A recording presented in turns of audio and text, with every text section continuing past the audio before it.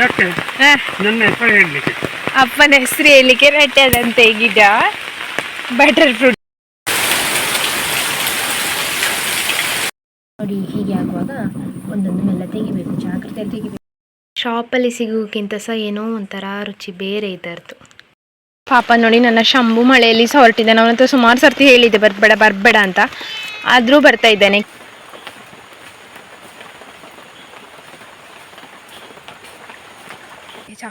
ತೋಟದಲ್ಲೆಲ್ಲ ಪಾಳು ಬಿದ್ದಿದೆ, ಹಾಗಾಗಿದೆ ಹೀಗಾಗಿದೆ, ತೋಟ ನೋಡಲಿಲ್ಲ ಆದರೆ ಆಗಾದಿತ್ತು ಹೀಗಾದಿತ್ತು. ಒಟ್ಟಿಗೆ ಇವರಿಗೆ ಸಹ ಬೈಗಳು, ಗಣಿಗೆ ಕೂಡ ಬೈಗಳು. ಅದಕ್ಕಿಂತ ಮಾಡಲಿಕ್ಕಾಗೋದಿಲ್ಲ, ಅದೇ ಪ್ರಾಯ ಆಗಿದೆ ಅಲ್ಲ ಅಂತ ಹೇಳಿ ಸುಮ್ಮನಾಗೋದು ನಾನು. ಯಬ್ಬ ಎಂತ ಒಬ್ಬೆ ಹೊಡೆದ್ರು ಗೊತ್ತುಂಟಪ್ಪ, ನನಗೆ ಅನಿಸಿ. ಹಾಯ್ ಎಲ್ರಿಗೂ ಕೂಡ ನಮಸ್ಕಾರ. ಎಲ್ಲರೂ ಹೇಗಿದ್ದೀರಾ? ಎಲ್ಲರೂ ಆರಾಮ ಸೌಖ್ಯ ಅಂದ್ಕೊಳ್ತಿದ್ದೇನೆ. ನಾನು ನಿಮ್ಮ ಅನುಷಾ ಕೃಷ್ಣ ನಾಯಕ್. ಹಾಗೆ ನನ್ನ ಚಾನಲನ್ನು ನೀವು ಮೊದಲ ಸಾರಿ ನೋಡ್ತಿದ್ದೀರಾ ಅಂದರೆ ಪ್ಲೀಸ್ ಸಬ್ಸ್ಕ್ರೈಬ್ ಮಾಡಿ, ಎಲ್ಲರೂ ಬೆಲ್ಲೈಕನ್ ಒತ್ತಿ, ನಿಮ್ಮ ಫ್ಯಾಮಿಲಿ ಜೊತೆಗೆ ಶೇರ್ ಮಾಡೋದನ್ನು ಕೂಡ ಮರಿಬೇಡಿ. ಇವತ್ತಿನ ವ್ಲಾಗ್ ಸ್ಟಾರ್ಟ್ ಮಾಡುವ. Let's go. ಕಮೆಂಟಲ್ಲಿ ಪಿನ್ ಮಾಡಿರುವಂಥ ನನ್ನ ವಾಟ್ಸಪ್ ಚಾನಲನ್ನು ಜಾಯ್ನ್ ಆದರೆ ನಾನು ಎಷ್ಟೊತ್ತಿಗೆ ಯೂಟ್ಯೂಬಲ್ಲಿ ವ್ಲಾಗ್ಸ್ ಹಾಕ್ತೇನೆ ಅದೇ ಟೈಮಿಗೆ ವಾಟ್ಸಪ್ ಚಾನಲಲ್ಲಿ ಕೂಡ ಹಾಕಿರ್ತೇನೆ. ನೀವು ಆ ಲಿಂಕನ್ನು ಕ್ಲಿಕ್ ಮಾಡಿ ನನ್ನ ಚಾನಲನ್ನು ಜಾಯ್ನ್ ಆದರೆ ನಾನು ಎಷ್ಟೊತ್ತಿಗೆ ವ್ಲಾಗ್ಸ್ ಹಾಕ್ತೇನೆ ಅದೇ ಟೈಮಿಗೆ ನನ್ನ ವ್ಲಾಗ್ಸನ್ನು ಅಲ್ಲಿಂದಲೇ ನೋಡ್ಕೊಳ್ಬಹುದು. ಜುಲೈ 23ಕ್ಕೆ ಯಾರೆಲ್ಲ ಬರ್ತಿರುಂಟು ನಿಮಗೆಲ್ಲರೂ ಕೂಡ ವಿಶ್ ಹ್ಯಾಪಿ ಬರ್ತ್ಡೇ, ಹುಟ್ಟುಹಬ್ಬದ ಹಾರ್ದಿಕ ಶುಭಾಶಯಗಳು. ಯಾವಾಗಲೂ ಖುಷಿಯಾಗಿ ನಗ್ತಾ ಇರಿ. ಹಾಗೆ ಪೂರ್ಣಿಮಾ ಅವರು ಕಮೆಂಟ್ ಮಾಡಿದ್ದಾರೆ, ಅವರ ಮಗಳು ದ್ವಿತೀಯ ಅವರ ಬರ್ತ್ಡೇ ಅಂತ. ದ್ವಿತೀಯ ಅವರಿಗೆ ವಿಶ್ ಹ್ಯಾಪಿ ಬರ್ತ್ಡೇ, ಹುಟ್ಟುಹಬ್ಬದ ಹಾರ್ದಿಕ ಶುಭಾಶಯಗಳು. ಯಾವಾಗಲೂ ಖುಷಿಯಾಗಿ ನಗ್ತಾ ಇರಿ. ಪ್ರೇಮಲತಾ ಅವರು ಕೊಯಂಬತ್ತೂರಿಂದ ಕಮೆಂಟ್ ಮಾಡಿದ್ದಾರೆ, ಅವರ ಮಗಳು ನಿರೀಕ್ಷಾ ಅವರ ಬರ್ತ್ಡೇ ಅಂತ. ನಿರೀಕ್ಷಾ ಅವರಿಗೆ ವಿಶ್ ಹ್ಯಾಪಿ ಬರ್ತ್ಡೇ, ಹುಟ್ಟುಹಬ್ಬದ ಹಾರ್ದಿಕ ಶುಭಾಶಯಗಳು. ಯಾವಾಗಲೂ ಖುಷಿಯಾಗಿ ನಗ್ತಾ ಇರಿ. ಸುನೀತಾ ಪೂಜಾರಿ ಅವರು ಕಮೆಂಟ್ ಮಾಡಿದ್ದಾರೆ, ಅವರ ಮಗ ಯಶ್ವಿತ್ ಅವರ ಬರ್ತ್ಡೇ ಅಂತ. ಯಶ್ವಿತ್ ಅವರಿಗೆ ವಿಶ್ ಹ್ಯಾಪಿ ಬರ್ತ್ಡೇ, ಹುಟ್ಟುಹಬ್ಬದ ಹಾರ್ದಿಕ ಶುಭಾಶಯಗಳು. ಯಾವಾಗಲೂ ಖುಷಿಯಾಗಿ ನಗ್ತಾ ಇರಿ. ಸಾವಿತ್ರಿ ಬೆಳ್ಳಾರಿ ಅವರು ಕಮೆಂಟ್ ಮಾಡಿದ್ದಾರೆ, ಅವರ ಮಗಳು ಬಿಂದುಶ್ರೀ ಅವರ ಬರ್ತ್ಡೇ ಅಂತ. ಬಿಂದುಶ್ರೀ ಅವರಿಗೆ ವಿಶ್ ಹ್ಯಾಪಿ ಬರ್ತ್ಡೇ, ಹುಟ್ಟುಹಬ್ಬದ ಹಾರ್ದಿಕ ಶುಭಾಶಯಗಳು. ಯಾವಾಗಲೂ ಖುಷಿಯಾಗಿ ನಗ್ತಾ ಇರಿ. ಹಾಗೆ ನಿಮ್ಮ ಫ್ಯಾಮಿಲಿಯಲ್ಲಿ ಕಸಿನ್ಸ್ ಇದು, ಮಕ್ಕಳದು, ರಿಲೇಟಿವ್ಸ್ ಇದೆ, ಅರ್ಧತ್ತು ಬರ್ತ್ಡೇ ಇದೆ. 2 ದಿವಸ ಮುಂಚೆ ಕಮೆಂಟಲ್ಲಿ ಹೆಸರು ಮತ್ತು ತಾರೀಖನ್ನು ಮೆನ್ಷನ್ ಮಾಡಿ. ನೆನಪಲ್ಲಿ ಹೆಸರು ಮತ್ತು ತಾರೀಕು ಮೆನ್ಷನ್ ಮಾಡಿ ಆಯಿತಾ. ಕೆಲವರು ನನ್ನ ಅತ್ತೆ ಮಗಳದ್ದು ಬರ್ತ್ಡೇ, ಕೆಲವರು ನನ್ನ ತಮ್ಮನ ಮಗಳದ್ದು ಬರ್ತ್ಡೇ ಅಂತ ಹಾಕಿರ್ತೀರ, ಆದರೆ ಹೆಸರು ಇರೋದಿಲ್ಲ. ನಾನು ಯಾವ ಥರ ಅಂತ ವಿಶ್ ಮಾಡೋದು ಹೇಳಿ. ಮತ್ತು 2 ದಿವಸದ ಮುಂಚೆ ಹಾಕಿ ಆಯಿತಾ. ನನಗೆ ಆಗ ನಿಮ್ಮ ಬರ್ತ್ಡೇನ ಬೆಳಗ್ಗೆ ವಿಶ್ ಮಾಡಲಿಕ್ಕೆ ಸುಲಭ ಆಗ್ತದೆ. ಗೊತ್ತಾ, ನಾವು ಮೊನ್ನೆ ಒಂದು ಹಲಸು ಮೇಳಕ್ಕೆ ಹೋಗಿದ್ವಿ, ನಿಮ್ಗೆ ಗೊತ್ತಿರ್ಬೋದು. ಅಲ್ಲಿ ಫಿನೈಲೆಲ್ಲ ಸೇಲ್ ಮಾಡ್ತಾಯಿದ್ರು. ಅದು 150 ರೂಪಾಯಿಗೆ 3, 120ಕ್ಕೆ 2 ಆ ಥರ ಎಲ್ಲ ಇತ್ತು. ನಾವು ಸಹ ಒಂದು ಫಿನೈಲ್ ತೊಗೊಂಡು ಬಂದಿದ್ವಿ, ಅಂದರೆ 2 ಫಿನೈಲ್. ಸೊ ಅವ್ರು ಹೇಳಿದರು, ಫ್ಲೋರ್ ಕ್ಲೀನರು, ನೀವು ಫ್ಲೋರ್ ಕ್ಲೀನ್ ಮಾಡ್ಕೊಳ್ಬೋದು ಇದರಿಂದ ಅಂತ. ಆದರೆ ನಾನು ಇಲ್ಲಿ ತನಕ ನಮ್ಮ ಮನೆಯಲ್ಲಿ ಫಿನೈಲ್ ತಂದದ್ರಲ್ಲಿ ನೊರೆ ಬರೋದು ನೋಡಲಿಲ್ಲ ಆಯಿತಾ. ಇದರಲ್ಲಿ ಫ್ಲೋರಿಗೆ ಹಾಕಿದ ತಕ್ಷಣ ಒರೆಸುವಾಗ ನೊರೆ ಬರ್ತದೆ. ಏನಂದರೆ ನನಗೆ ಅನ್ನಿಸ್ತದೆ ಅದು ಡಿಟರ್ಜೆಂಟ್ ವಾಶ್, ಅಂದರೆ ಬಟ್ಟೆಗೆ ವಾಶ್ ಮಾಡುವಂಥದ್ದು. ಅದನ್ನು ಅವ್ರು ಫಿನೈಲ್ ಅಂತ ಸೇಲ್ ಮಾಡ್ತಾಯಿದ್ದಾರೆ ಅಂತ. ಯಾಕಂದರೆ ಕುಲ್ಕಿದ ತಕ್ಷಣ ನೊರೆ ಬರ್ತದೆ, ವಾಶ್ರೂಮಿಗೆ ಎಂತಕ್ಕೆ ಹಾಕಿದರೂ ಕೂಡ ಫುಲ್ಲು ನೊರೆ ಆಗಿ ಬಿಡ್ತದೆ ಅಂತ. ಅಂದರೆ ಇದು ಬಟ್ಟೆ ತೊಳಿಕೆ ನೋಡಿ ಲಿಕ್ವಿಡ್ ಬರ್ತದೆ ಸರ್ಫ್ ಥರ, ಆ ಥರದೇ ಇದು. ಆದರೆ ಅವರು ಅದನ್ನು ಫ್ಲೋರ್ ಕ್ಲೀನರ್ ಅಂತ ಹೇಳಿ ಸೇಲ್ ಮಾಡ್ತಾರೆ. ಮತ್ತು ಎಂತ ಅಂದರೆ ಜಾರ್ತದೆ ಅದು, ನೈಸ್ ಅಂದರೆ ಈ ಶ್ಯಾಂಪುದು ಕನ್ಸಿಸ್ಟೆನ್ಸಿ ಇರ್ತದೆ ನೋಡಿ, ಆ ಥರ ಉಂಟು. ಫಿನೈಲ್ ಇಲ್ಲಿ ತನಕ ತಂದದ್ದು ನಮ್ಮ ಮನೆಯಲ್ಲಿ ಇರ್ಬೋದು, ಯಾವುದು ಕೂಡ ಆ ಥರ ಇರಲಿಲ್ಲ ಅಂತ ನನ್ನ ಪ್ರಕಾರ.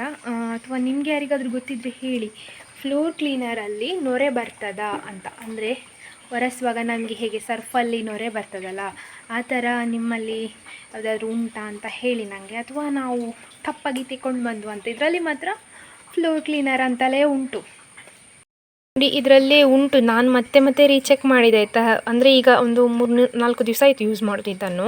ನಮ್ಮಲ್ಲಿ ಓಲ್ಡ್ ಉಂಟು, ಹಾಗಾಗಿ ನಾನು ಅದೇ ಉಪಯೋಗ ಮಾಡ್ತಾ ಇದ್ದೆ. ಈಗ ಇದರಲ್ಲಿ ಹೀಗೆ ಬರ್ತಾ ಉಂಟಂತ, ನೊರೆ ಬರೋದು. ಮತ್ತು ಶ್ಯಾಂಪು ಉಂಟಲ್ಲ ಹಾಗೆ ಉಂಟು ಕನ್ಸಿಸ್ಟೆನ್ಸಿ ಇದರ ಒಳಗೆ. ಕಳಿ ನೋಡಿ, ಈಗ ಇವಳ ಇಲ್ಲಿಗೆ ಕೊಂಬಿಗೆ ಹಾಕೋದು, ಆಮೇಲೆ ಕುತ್ತಿಗೆಗೆ ಹಾಕಲಿಕ್ಕಿಲ್ಲ. ಅದರಲ್ಲೇ ಈಗ ಮೇಯೋ ತನಕ ಹೀಗೇ ಇಡೋದು. ಮಧ್ಯಾಹ್ನ ದನಗಳನ್ನು ಕರ್ಕೊಂಡು ಕಟ್ತೇನಲ್ಲ, ಇಲ್ಲಾಂದರೆ 3 ಗಂಟೆಗೆ, ಆಗ ಕುತ್ತಿಗೆಗೆ ಹಾಕೋದು ಬಳ್ಳಿ. ಹಾಗಾಗಿ ನನಗೆ ಅವ್ರನ್ನ ಕರ್ಕೊಂಡು ಬರಲಿಕ್ಕೆ ಸುಲಭ ಆಗ್ತದೆ. ಅಮ್ಮ ಅಲ್ಲಿದ್ದಾಳೆ, ಮಗಳು ಇಲ್ಲಿದ್ದಾಳೆ, ಮೇಯ್ತಿದ್ದಾಳೆ. ಮನೆಗೆ ಹೋಗೋದು, ನಾನು ಕಟ್ಟಿದೆ ಹೊರಗೆ ಕರ್ಕೊಂಡು ಬಂದು. ಬೆಳಗಿಂದ ಮಳೆ, ಈಗ ಬಿಟ್ಟದ್ದು ಮಳೆ. ಗಿಡ ನೆಟ್ಟಿದ್ದಾರಲ್ಲ, ಇದಕ್ಕೆ ನೋಡಿ ಅವರು ಎಷ್ಟು ಚೆಂದ ಸುತ್ತ ಮಾಡಿ ಕವರ್ ಮಾಡಿದ್ದಾರೆ ಅಂತ. ಇದರೊಳಗೆ ಗಿಡ ಉಂಟು. ಇದು ಹೀಗೆ ಗುಂಟ ನಿನ್ನೆ ತಂದಿದ್ರು, ಹಾಗೆ ಇದನ್ನು ಇವಾಗ ಚೆಂದ ಮಾಡಿ ಕವರ್ ಮಾಡಿದ್ದಾರೆ, ಗಿಡಕ್ಕೆ ಎಂಥ ತೊಂದರೆ ಆಗಬಾರ್ದು ಅಂತ ಹೇಳಿ. ಹೇಗೆ ಉಂಟು ನನ್ನ ಅಪ್ಪನ ಐಡಿಯಾ ಹೇಳಿ ಆಯಿತಾ ಕಮೆಂಟಲ್ಲಿ.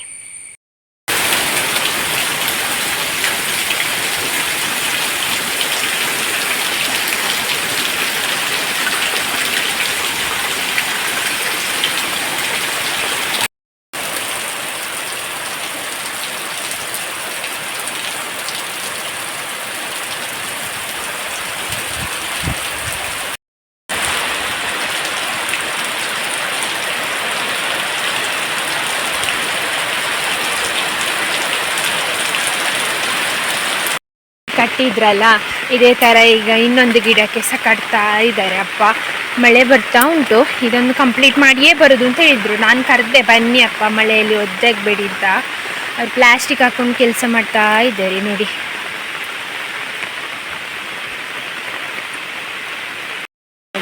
ಎಂತ ವಾಟರ್ ಫ್ರೂಟ್ ಇದು ಗಿಡ ಅಂತ ಅಪ್ಪ ಖುಷಿ.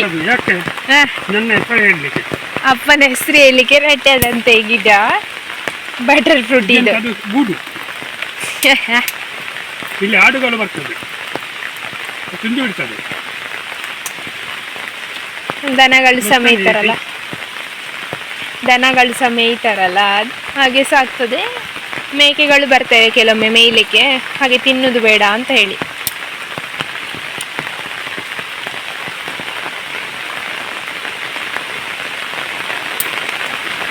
ಮಳೆ ಜೋರು ಬರ್ತದೆ. ನಾನು ದನಗಳ ಹತ್ರ ಹೋಗ್ಲಿಕ್ಕೆ ಬಂದದ್ದು, ಹಾಗೆ ಅಪ್ಪ ಇದು ಕೆಲಸ ಮಾಡೋದು ಖಂಡಿತ ಒಂದು ವ್ಲಾಗ್ ಮಾಡುವ ಅಂತ.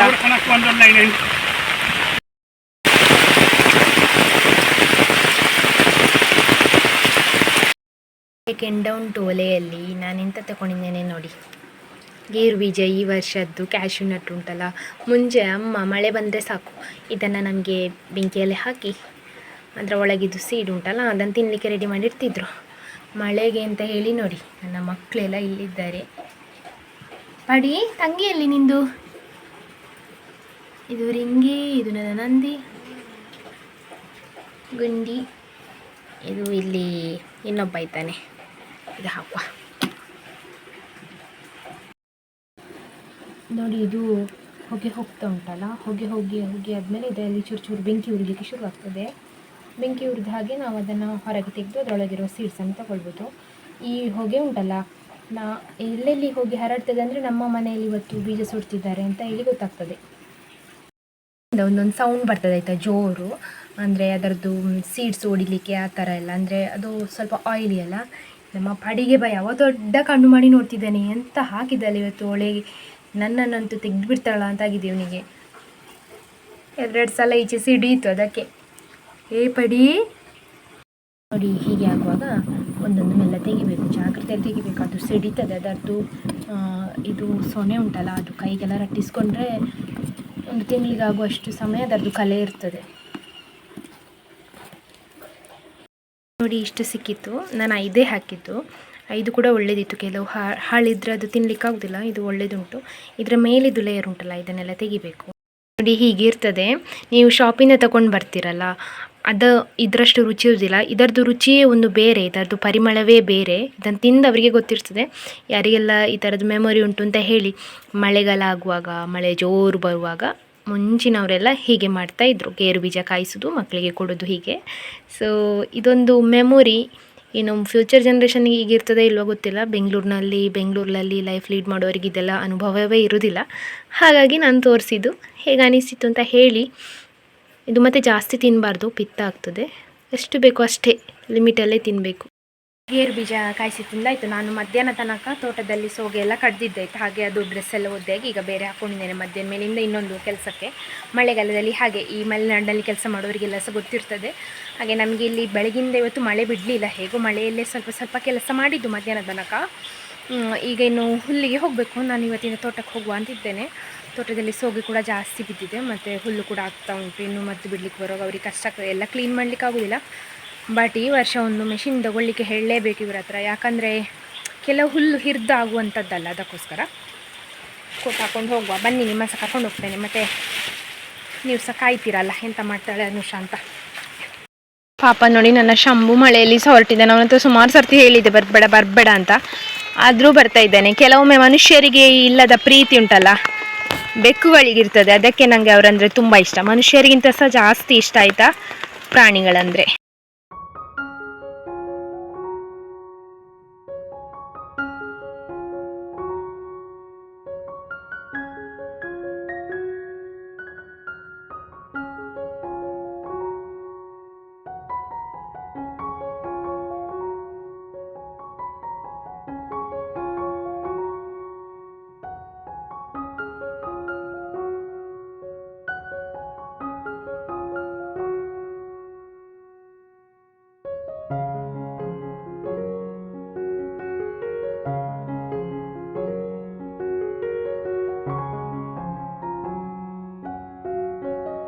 ಕ್ಲೀನಿಂಗ್ ಮಾಡ್ತಾ ಇದ್ದೇನೆ. ಮಳೆ ಅಂದರೆ ಮಳೆ ಆಯಿತಾ, ಈಗ ನಂದು ಹುಲ್ಲಾಗೋ ತನಕ ಮಳೆ ಬಿಟ್ಟಿತ್ತು ದೇವರ ಪುಣ್ಯಕ್ಕೆ.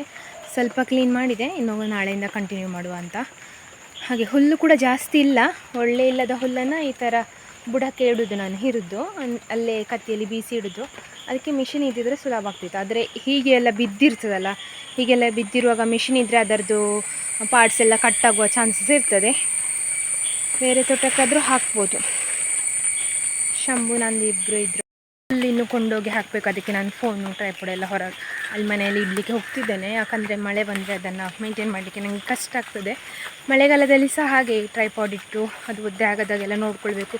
ಫೋನ್ ಒದ್ದೆ ಆದರೆ ಮತ್ತೆ ಇರೋದು ಒಂದಲ್ವಾ. ನನಗೆ ಇನ್ನೂ ತನಕ ಇನ್ನೊಂದು ಫೋನ್ ತೊಗೊಳ್ಳಿಕ್ಕೆ ಆಗಲಿಲ್ಲ. ತೊಗೊಳ್ಬೇಕು ಅಂತ ಇದ್ದೇನೆ, ಇನ್ನು ನೋಡಬೇಕು ಹೇಗೆ ಅಂತ. ಮತ್ತೇನಂದರೆ ಇವತ್ತಿಂದ ಅಪ್ಪ ಇನ್ನೊಂದು ಬೊಬ್ಬೆ ಶುರು ಮಾಡಿದ್ದಾರೆ.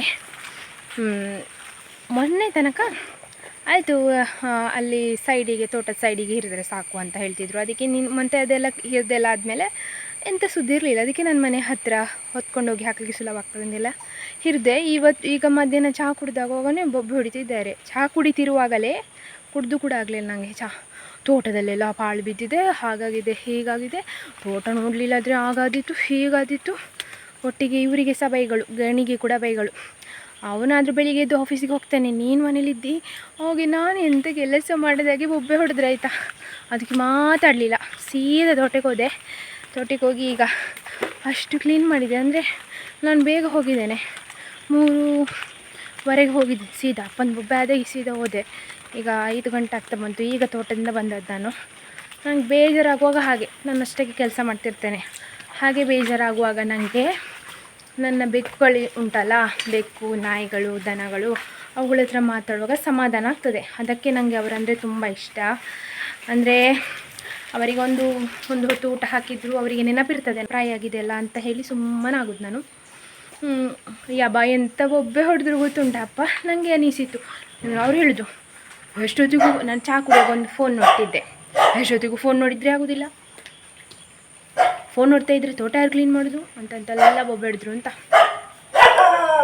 ಹಾಗೆ ಈಗ ತೋಟದಿಂದ ಬಂದ 5 ಗಂಟೆ ಆಯಿತು. ಇನ್ನಂತಾದರೂ ಒಂದು ಸ್ವಲ್ಪ ಕುಡಿಬೇಕು, ಸಾಕಾಗಿ ಹೋಯಿತು ನನಗೆ.